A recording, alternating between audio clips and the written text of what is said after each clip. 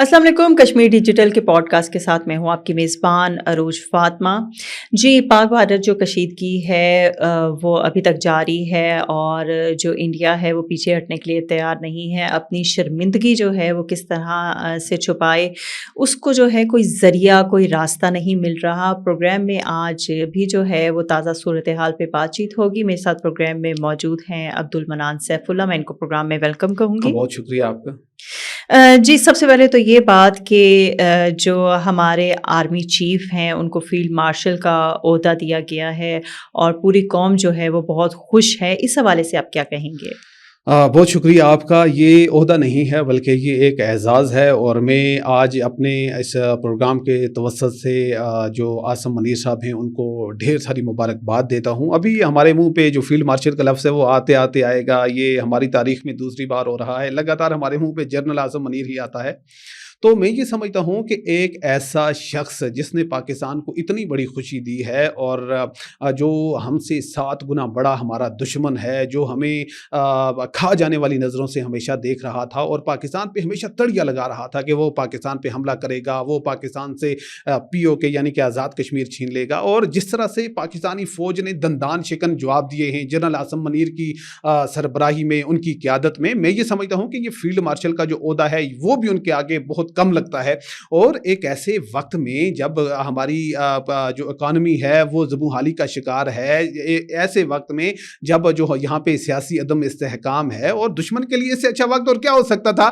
लेकिन एक शख्स ने, हमने देखा कि पूरी कौम को यकजा कर दिया। पूरी कौम को यकजा करने के बाद दुश्मन को मुंह तोड़ जवाब दिया। और मजे की बात, जो फील्ड मार्शल का जो ओहदा होता है, जो एजाज होता है, वो ऐसे ही नहीं दिया जाता। उसके लिए ज़रूरी होता है कि आपने दुश्मन का जो इलाका है वो ऑक्युपाई किया हो। तो हमने देखा इस जंग के दौरान जो पाकिस्तान है उसने इंडिया से बहुत सारा इलाका छीना भी, चूंकि पाकिस्तान इंडिया की तरह जो है वो भड़के तो नहीं मारता। और अब इंडिया ये क्लेम भी नहीं कर सकता। अगर वो ये कहता है कि पाकिस्तान ने हमसे कोई इलाका छीना है तो फिर वो अपनी आवाम के सामने कैसे जाएगा। वो तो कह रहे थे कि हम तो जाके वहाँ पे हमने अपने जो टारगेट सेट किए हुए थे वहाँ पे हमने उन पे हमला किया, तो हमने दहशतगर्दों को सर्वनाश कर दिया।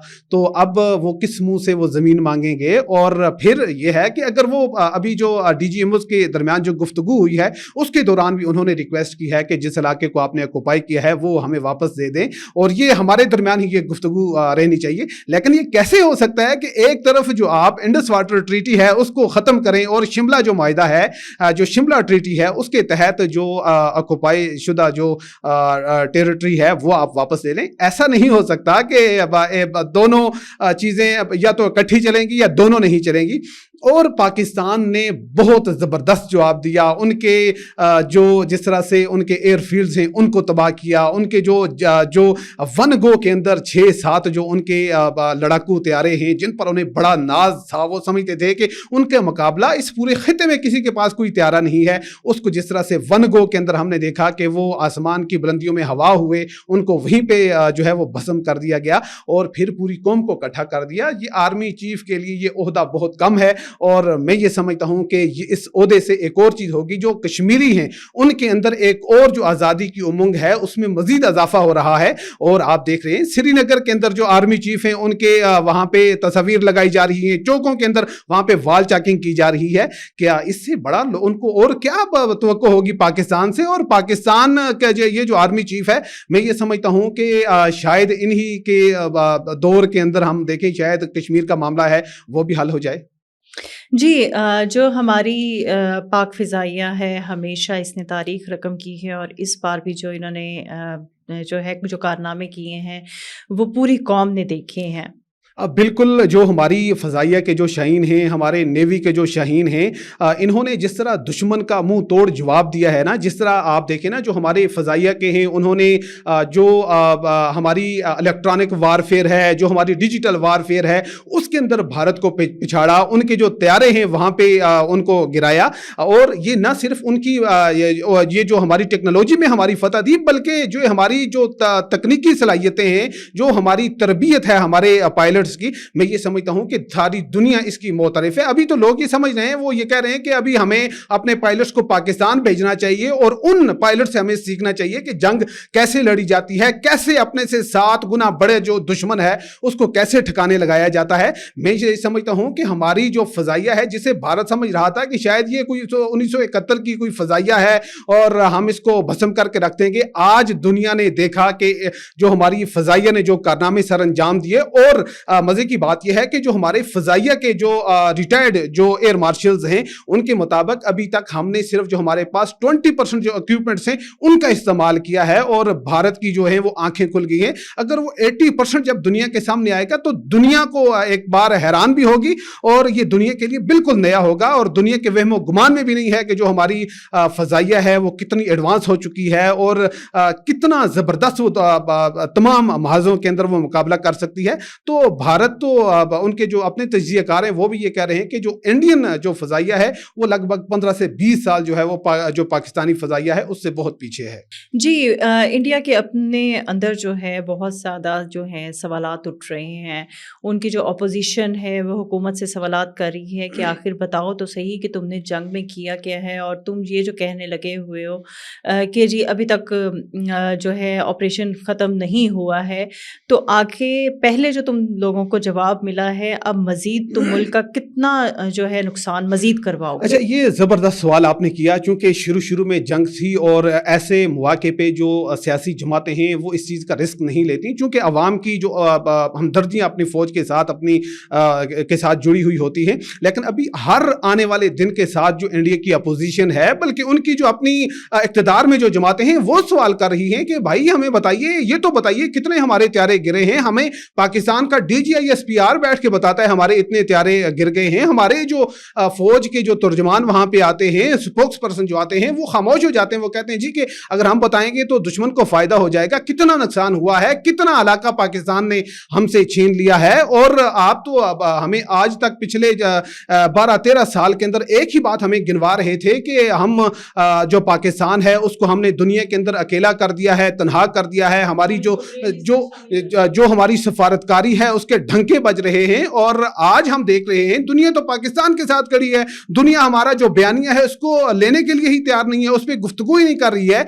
दुनिया ने पहलगाम हमले पर मजम्मत की, पाकिस्तान ने भी उसकी मजम्मत की, लेकिन क्या उसके अंदर पाकिस्तान का नाम आया? क्या इंडिया के हवाले से कुछ गुफ्तगू हुई? ये सारा घड़ा हुआ उनका मंसूबा है, जिस तरह वो माजी के अंदर वो करते चले आए हैं। जिस तरह मैं आपको बताता हूं कि जब भी वो पाकिस्तान पर समझते हैं कि पाकिस्तान को टुकड़ों में डिवाइड करें, जिस तरह अगर हम 1971 की बात करें तो उस वक्त भी इन्होंने एक साजिश रची थी। इसी तरह जब जैसा कि आज यहां पर पहलगाम की साजिश रची है, इससे पहले पुलवामा की इन्होंने रची थी, उससे पहले इन्होंने जो सिखों को हवाले से जो उनका कत्लेआम किया था, तो इस बार फिर इन्होंने वही साजिश रचने की कोशिश की थी। उस वक्त उन्होंने गंगा जो त्यारा था हाईजैकिंग वो करवाई थी। और उनके जो रा के अफीसर हैं उस वक्त के RK यादव, वो कहते हैं अपनी किताब के अंदर लिखते हैं कि जो गंगा हाईजैक है उसकी मंजूरी उस वक्त की जो भारतीय वजीर आजम थी इंदिरा गांधी, उन्होंने दी थी। और फिर उन्होंने उसको बेस बनाकर मशरकी और मगरबी पाकिस्तान के दरमियान जो फजाई राब्ता था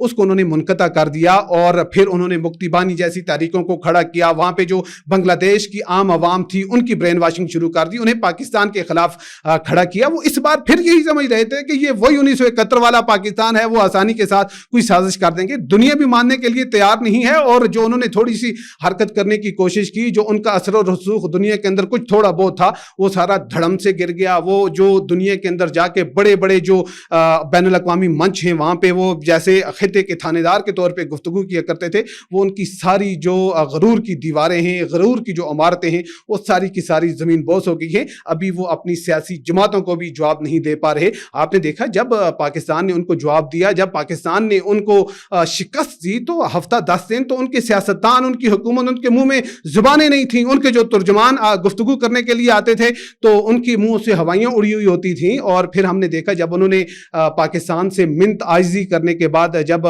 सीज फायर किया, तो उस दिन उनके जो आर्मी के जो स्पोक्स पर्सन थे वो भी नहीं थे, बल्कि उनके जो सेक्रेटरी जो खारजा हैं वो वहाँ पे थे। उन्होंने बस वो की और सवाल भी नहीं लिए और चलते बने। ये इस वक्त जो भारत है वो दुनिया के अंदर बिल्कुल अकेला हो चुका है। जी, जो इंडिया का सलूक पाकिस्तान پاکستان کے ساتھ ہے جو اس نے وہاں رکھا ہوا ہے، کیا وہ صرف پاکستان کے ساتھ ہی ہے یا دیگر بھی جو اس کے ہمسایہ ممالک ہیں ان کے ساتھ اسی؟ اچھا، جو انڈیا ہے وہ ایک نظریہ ہے، ایک تھیوری ہے، چانکیا جو تھیوری ہے اس کے تحت چل رہا ہے، اور آپ دیکھیں یہ لگاتار سازشوں کے اندر لگے ہوئے ہیں، سازشیں کر رہے ہیں، ایک ملک کے خلاف، دوسرے کے خلاف، تیسرے کے خلاف۔ پہلے پاکستان کے خلاف انہوں نے سازش کی، گنگا، جس طرح کہ میں نے پہلے بھی گفتگو کی، بنگلہ دیش علیحدہ کر دیا، وہاں پہ ایک الگ ملک بنا دیا، اور وہیں پہ بس نہیں کیا بلکہ انہوں نے بنگلہ دیش کو علیحدہ کرنے کے بعد وہاں پہ بنگلہ دیش کے اندر بھی ڈویژن کرنے کی کوشش کی اور بنگا بھومی ایک نیا ملک بنانے کی کوشش کی، وہ جو وہاں کے ہندو ہیں ان کے لیے۔ اور آج بھی ان کی لگ بھگ 24 جو ٹریننگ کیمپس ہیں وہ بھارت کی تریپورہ اور جو ان کی میزورام ہے وہاں پر ہیں، اور ابھی پچھلے سال جو بنگلہ دیش کی حکومت ہے انہوں نے ان جو 24 ٹریننگ کیمپس ہیں اس کی لسٹیں بھارت کو دی ہیں۔ وہ لگاتار سازشیں کر رہا ہے، یہ صرف پاکستان یا بنگلہ دیش تک محدود نہیں ہے، نیپال ایک چھوٹا سا ملک ہے، ہندو ملک ہے، اس کے اندر بھی یہ سازشیں کر رہے ہیں۔ بہت سارا علاقہ انہوں نے جو ہے ان سے چھین لیا ہوا ہے، ابھی ان کو مزید وہ چھیننے کی کوشش کر رہے ہیں۔ آپ دیکھ رہے ہیں کہ نیپال اس جنگ کے اندر نیپال کے لوگ پاکستان کے حق میں ٹویٹس کر رہے تھے، ان کا جو سوشل میڈیا تھا، جو ان کا فیس بک تھا، ٹویٹر تھا، جو ان کا تھریڈ تھا، وہ سارے کا سارا جو ہے وہ پاکستان کی محبت میں بھرا پڑا تھا۔ تو یہ ادھر بھی انہوں نے یہ کیا۔ ماضی کے اندر سری لنکا کے اندر آپ دیکھیں تامل ٹائگرز کے ذریعے سے وہاں پہ انہوں نے بغاوت کرنے کی کوشش کی، وہاں پہ انہوں نے انسرجنسی جو ہے وہ پھیلانے کی کوشش کی، ان کی حکومت کو ڈیسٹیبلائز کرنے کی کوشش کی۔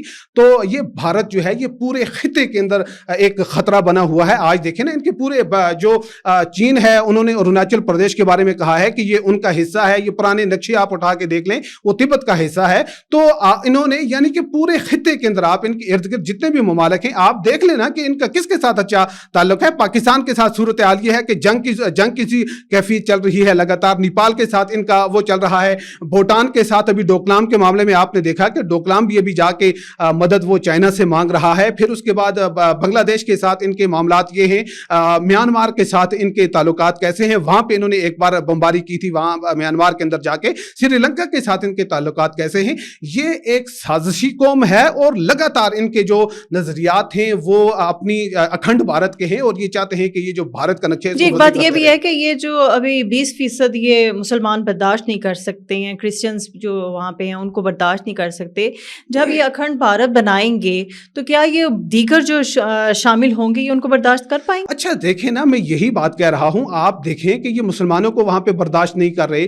آج ان کی جو دکانیں ہیں ابھی جس طرح سے میسور پاک دکان کا نام ہے، ہندوؤں کی دکان ہے، وہاں پہ مٹھائی بنتی ہے، وہاں جا کے پاک انہوں نے کٹوا دیا اور اب وہ ہوگی ہے میسور شیری۔ اسی طرح وہ جو ہے مختلف جگہوں پہ، جس طرح ایک جگہ پہ کراچی سپر سٹور تھا اس کا نام انہوں نے تبدیل کر دیا، ڈنڈے لے کے پہنچ جاتے ہیں وہاں پہ، ان کو دکانوں کی توڑ پھوڑ شروع کر دیتے ہیں۔ اور یہ مسلمانوں ہی کے ساتھ نہیں ہے بلکہ ماضی کے اندر ہم نے دیکھا انہوں نے کرسچنز پہ حملے کیے، ان کے جو عبادت گاہیں ہیں ان کو تباہ کیا۔ اس بار اس جنگ کے اندر انہوں نے جو پنجاب ہے امرتسر کے اندر انہوں نے جو وہاں کے سکھ ہیں جو خالصتان اپنا ایک خطہ چاہتے ہیں، آزاد خطہ چاہتے ہیں، تو ان پہ انہوں نے میزائل مارنے کی کوشش کی۔ اگر آج وہاں پہ 20-22 کروڑ مسلمان ہیں، اگر پاکستان کے بھی ان کے ساتھ مل جاتے ہیں 25 کروڑ ہو جاتے ہیں، بنگلہ دیش کے بھی مل جاتے ہیں، تو ہندوؤں کی کیا اکثریت رہ جائے گی جی۔ اور پھر یہ ہے کہ یہ لگاتار ان کے اندر جو ہے وہ مذہبی منافرت پھیلائی جا رہی ہے مسلمانوں کے خلاف۔ آج دیکھیں کہ کوئی بندہ داڑھی رکھ کے وہاں پہ نکلتا ہے تو اس کو داڑھی سے پکڑ کے اس کو روڈوں پہ گھسیٹا جاتا ہے، جے شری رام کے نعرے لگوائے جاتے ہیں۔ کیا پاکستان کے اندر کبھی کسی نے سنا کہ کسی کو زبردستی آپ نے کہا کہ اللہ اکبر کے نعرے لگائیں، وہ ہندو ہو، سکھ ہو، بدھ عیسائی ہو، جو بھی ہو؟ یہ انہوں نے ایک ایسی قوم تیار کر دی ہے جو میں یہ سمجھتا ہوں کہ شاید پاکستان کو انہیں تباہ کرنے میں بہت وقت لگتا۔ جو قوم انہوں نے تیار کی ہے وہ خود بھارت کو تباہ کرے گی اور بھارت کا جو نقشہ ہے وہ بالکل تبدیل ہو جائے گا۔ جی، آنے والا دن ہے، اس میں پاکستان کے جو سربراہان ہیں ان کے بیانات بھی سخت ہوتے جا رہے ہیں، اس حوالے سے آپ کیا کہیں گے؟ اچھا دیکھیں، یہ انہی کے نہیں ہیں۔ پہلا جنگ کے 1 ہفتہ 10 دن تک تو انڈیا کی جو حکومت ہے، ان کی جو فوج ہے، ان کی اتنی مت ماری گئی تھی کہ انہیں سمجھ ہی نہیں آ رہا تھا کہ وہ کیا جواب دیں، کیا میڈیا کے سامنے آ کے بات کریں۔ تو اب ان کا وہ جو اندر کا جو خوف ہے وہ آہستہ آہستہ نکلنا شروع ہو گیا، انہیں لگ رہا ہے کہ نہیں پاکستان ابھی حملہ نہیں کرے گا۔ تو ابھی پھر دوبارہ سے انہوں نے وہی نفرت کے راگ الپانا شروع کر دیے ہیں کہ ہم پاکستان کے ساتھ جو ہے پانی کے حوالے سے بات نہیں کریں گے، POK پہ بات کریں گے، POK کے پہ بات کریں گے, آزاد کشمیر پہ بات کریں گے, اور ہمارے DGISPR نے واشگاف الفاظ میں بہت اچھے الفاظ, جو ہمارے ایک پاکستان کے ایک بڑے محسن ہیں جنہوں نے HM سعید, انہوں نے ایک بار کہا تھا کہ جب آپ ہمارا پانی بند کریں گے تو ہم تمہاری سانس بند کر دیں گے, ان دریاؤں کے اندر پھر خون بہے گا. تو DGISPR نے یہی الفاظ کہیں گے کہ آپ ہمارا پانی بند کریں گے, یہ آپ کی مجال ہے کہ آپ ہمارا پانی بند کریں اور آپ دنیا کے اندر بہت اچھی طرح سے رہیں. لیکن یہ بھارت کی تڑیاں ہیں, صرف اور صرف وہ اپنی ووٹ بینک حاصل کرنے کے لیے. آپ مودی کا چہرہ دیکھیں, اس سے ہوائیاں اڑ رہی ہیں, ان کے سپوکس پرسن ہیں, ان کے چہروں سے جو ہے وہ ہوائیاں اڑ رہی ہیں. اور پاکستان نے تو ابھی جب انہوں نے کہا جی کہ ابھی آپریشن سندور جاری ہے, DGISPR نے کہا جی سو بسم اللہ, آپ دوبارہ سے آئیں, ایک بار پھر ہمیں آزما لیں, دیکھ لیں کہ ہمارے جو بازو ہیں وہ کتنے اور آزمائے ہوئے ہیں. 2019 کے اندر آپ کو پھینٹی پڑی پاکستان سے, اور آپ نے وہاں پہ جا کے واویلا کیا اور اپنی قوم کو ورگلانے کی کوشش کی. اس بار دوبارہ آپ آئے تو اس بار آپ نے 2 طیارے آپ کے گرے تھے, اس بار آپ کے 6-7 طیارے گر گئے ہیں. وہ رافیل جن پہ آپ کو بڑا مان تھا, جس کے بارے میں آپ سمجھتے تھے کہ اس خطے کے اندر ان طیاروں کا مقابلہ کرنے والا اور کوئی طیارہ ہی نہیں ہے, تو جب وہ بھی زمین بوس ہو گئے تو آپ کی جو غرور کی عمارت ہے, جو تکبر کی عمارت ہے, وہ بالکل زمین بوس ہو چکی ہے. اور پاکستان کے طرف اگر آپ دوبارہ سے کوئی ایسا غلط نظریہ رکھتے ہیں, میرا خیال ہے کہ وہ اگلے 10 سال تک تو یہ سوچے گا نہیں. ان کے جو پڑھے لکھے تجزیہ کار ہیں, جو ہندوتو آئیڈیالوجی سے تھوڑے باہر ہیں, جو نیوٹرلز ہیں, وہ کہہ رہے ہیں کہ جو بھارت کی فوج ہے, جو ان کی فضائیہ ہے, وہ پاکستان سے لگ بھگ کوئی 15 سے 20 سال پیچھے ہے. تو اگر آپ کو پھر بھی جی کر رہا ہے تو آپ سو بسم اللہ دوڑ کے آئیے, اور پھر جو آپ کے دانت آپ کے منہ میں باقی ہیں وہ بھی پاکستان توڑ دے گا. پاکستان کی فوج ماشاءاللہ وہ ہر خطرے سے نمٹنے کے لیے تیار ہے. یہاں کی عوام جو ہے, ہم نے دیکھا کہ ان کے اندر بہت سارے سیاسی تفریقیں ہوتی ہیں, اپنے اپنے آئیڈیالوجیز ہوتی ہیں. جمہوری معاشرے میں یہ حق ہے کہ ہر ایک کی اپنی اپنی آئیڈیالوجی ہونی چاہیے, اپنی ایک رائے ہونی چاہیے. تو اب جب ملک پہ کوئی برا وقت آیا, ہم نے دیکھا پوری قوم کھڑی تھی, اور جو انہوں نے جواب دیا وہ ہم اپنی منہ سے نہیں کہہ رہے, وہ عالمی جریدے, عالمی ممالک اور ساری دنیا جانتی ہے کہ ہم نے بھارت کے ساتھ کیا کیا ہے. جی بہت شکریہ. جی اس کے ساتھ ہی کشمیر ڈیجیٹل کے پوڈ کاسٹ سے اپنی میزبان عروج فاطمہ کو دیجیے اجازت. اللہ حافظ.